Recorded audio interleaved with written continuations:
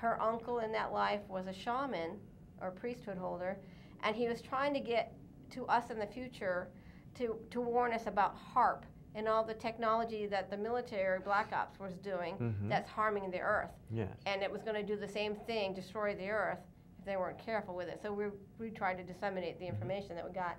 But then I'm going, well, what the heck am I speaking? You know? So you didn't know what, I didn't know at that time. And you didn't know what it was saying or what it was?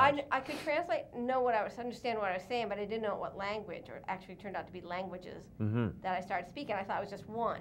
And somebody thought, well, it sounds kind of like Sanskrit, you know, because they were in India. I said, no. So anyway, over time, I met a man whose name, we'll call him Robert X. He works for the CIA, and he's a linguist. He speaks 22 ancient languages. Wow. And so I sent him a tape, and he goes, we gotta meet, man. So I met secretly with him, so the CIA wouldn't know. And he says, we actually had past lives together in ancient Egypt. He goes, you're speaking ancient Sumerian, ancient Egyptian, a little ancient Hebrew, and what I term Anunnaki Syrian, which is actually an extraterrestrial language. But I'm speaking them all simultaneously, and not from my past lives that I've had. Yeah. So It's just a kind of a jumble of different past ancient languages. Yeah, and I use them for healing and for the priesthood that I hold. I hold the ancient priesthoods from Egypt and stuff. So. Have you ever thought of transcribing the languages and never thought of. Well, I writing them down? I do. I write it ancient, but it's all in extraterrestrial. So the Anunnaki? I do translate it a little bit, but I haven't really done a lot of it. And the Anunnaki? The Anunnaki. Anunnaki? Those are lizard people, correct? They're reptilian. Yeah, they actually came into Sirius and took over, and they're actually mixed with my people. But there's good ones too, not just bad. There's those who love humans and are promoting humankind, and then there's the other one that doesn't. Humankind. They want to keep us in slavery, and they're the ones pretty much now we call the Illuminati. They're descendants, and then they're on the way out. They're done, pretty much. The Illuminati. The Illuminati's pretty much done. Now that's an ancient race? It's actually very ancient, I thought the Illuminati was a family of they're actually descendants of the Anunnaki. I see. And worker bees, or whatever you want to call them. They're the ones who have been in 13 families, like the Rothschilds and the Rockefellers and stuff, who have been very wealthy. 13 families. They've actually part of the Anunnaki hierarchy and stuff, yeah. A lot of the Anunnaki have left Earth and are now working with the Galactic Federation of Light, the ones who like humans. And then the other ones are pretty much, they're on their way out, going to be taken either off planet to another place or die and reincarnate somewhere else or whatever, but put on prison planet Pluto. Pluto's a prison planet? Yeah, Pluto's a prison planet. That's a tongue twister. Yeah. I wouldn't want to get sent there. Yeah, no, I wouldn't want to get sent there either. Very cold and harsh. But, so when our limited science technology reaches out into the cosmos, and when we say planets like Venus are cold and uninhabited, and all of the planets in our solar system are perceived as being just dead, cold planets. Every single planet in our solar system is actually alive and working. Alive and beings on it, but they're higher dimensions. Right. So like vibrational. Yeah, some are 6, some are 9, some are 10. But because our eyes look at that planet as 3D, we're not going to see into the 9th dimension. Of course. So yeah.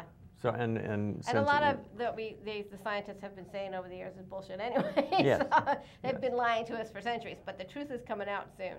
So like they're really definitely going to open up all of the archives and ancient libraries and all the ancient knowledge, and the true history of Earth is going to be taught to us soon. And when you say that we'll all transcend and that we'll be part of the transcension, what is that? What is the transcension? What it is everything in the universe, not just Earth, not just our solar system, not just our galaxy. The whole universe is expanding and raising in frequency. So this is a cycle. It happens every 60 million billion years, whatever. But there's all these cycles within cycles within cycles, like the Mayan calendar.